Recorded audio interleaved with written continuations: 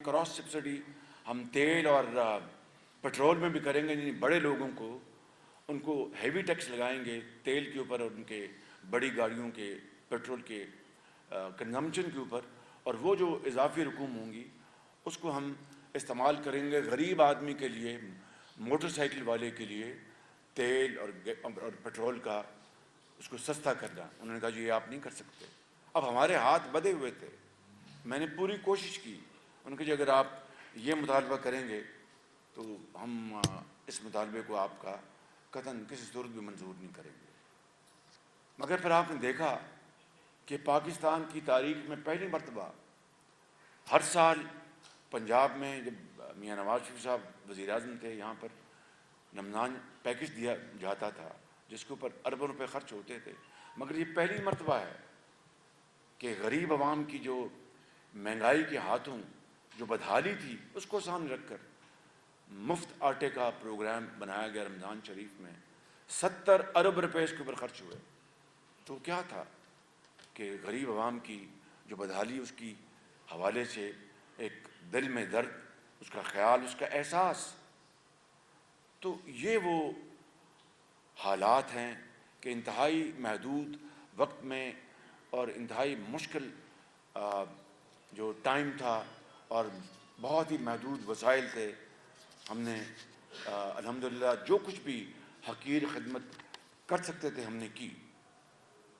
और दिवालिया अगर हो जाता तो श्रीलंका से भी बुरा हाल खुदा न खास्ता पाकिस्तान में होता, तो फिर आप क्या कहते? फिर आप कहते कि ये शहबाज शरीफ, ये PMLN, ये मखलूत हुकूमत, ये किसी काम के लायक नहीं, इनको क़यामत तक इनके ऊपर कांटा लगा दो। और अगर आज दिवालियापन से पाकिस्तान बच गया है, रियासत बच गई है, मुझे कोई इसमें एक लम्हे के लिए भी कोई कन्फ्यूजन नहीं है कि अल्हम्दुलिल्लाह मेरा ज़मीर मुतमईन है कि मैंने और मेरी हुकूमत ने, मेरे कायद ने, अगर मेरे कायद मुझे कह देते कि भाई हमने सियासत बचानी है, छोड़ दो, तो मैं 2 मिनट में इस्तीफ़ा दे देता। लेकिन उनका भी ये फैसला था कि ये अब चैलेंज आया है, इसको कबूल करें और रियासत को बचाएं, सियासत की परवाह न करें।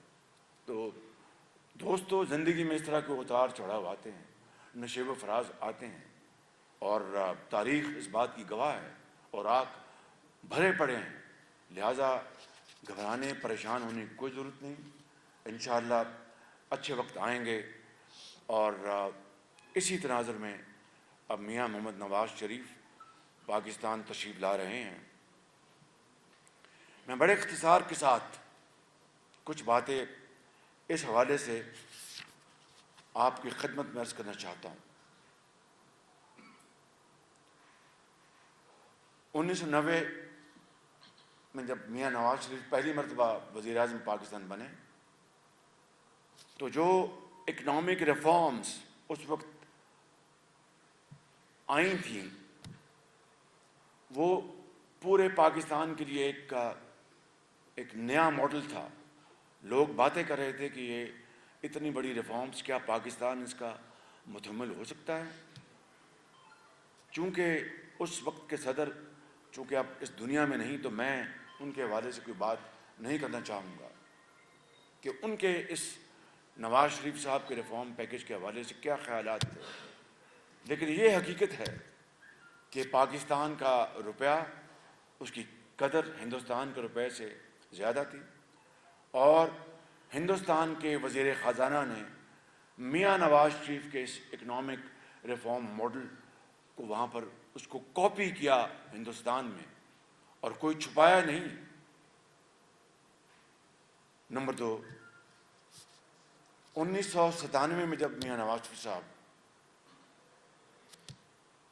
दूसरी मरतबा वज़ीर आज़म मुंतखब हुए, तो आपको अच्छी तरह इल्म है कि 28 मई को पाकिस्तान ने हिंदुस्तान के धमाकों के बदले 6 धमाके किए और पाकिस्तान अल्लाह के फजल करम से एटमी ताकत बना। जो तरगीबात और धमकियाँ दी गईं वो सारा तारीख़ आपके सामने है, मैं आपका वक्त नहीं ज़ाया करना चाहता। फिर वज़ीर आज़म वाजपेयी पाकिस्तान तशरीफ़ लाए, بائی روڈ واگا کے اوپر ان کو ریسیو کیا گیا، اور مینار پاکستان جا کر انہوں نے کہا کہ جب پاکستان بنا تو ہمارے دلوں میں بڑے گھاؤ لگے تھے، آج میں پاکستان کو ہم دل سے اقرار کرتے ہیں۔ کتنی بڑی یہ ایک مورل ایک وکٹری تھی پاکستان کی اور پاکستان کی تاریخ بنانے والوں کے عظیم شہیدوں کی، جنہوں نے پاکستان کے لیے اپنا خون دیا۔ اور پھر کارگل کا واقعہ ہوا، آپ جانتے ہیں، اور ہر چیز پر پانی پھر گیا۔ یا تو کارگل کے ذریعے نہ کشمیر فتح کر لیتے تو آج تاریخ اور ہوتی۔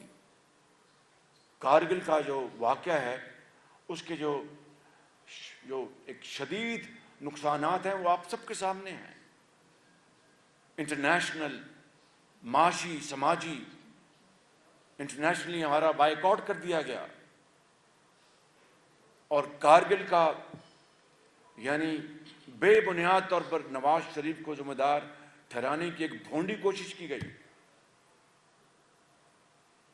اور وہ نواز شریف جو پھر 4 جولائی 1999 کو امریکہ تشریف لے گئے، وہاں پر صدر بل کلنٹن سے ملاقات ہوئی، اس کے نتیجے میں کارگل کی لڑائی بند ہوئی۔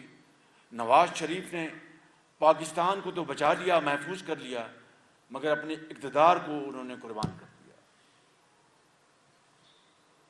پھر جو حالیہ جو 2013 اور 17 کا جو 18 کا جو دور ہے وہ سب آپ کے سامنے ہے۔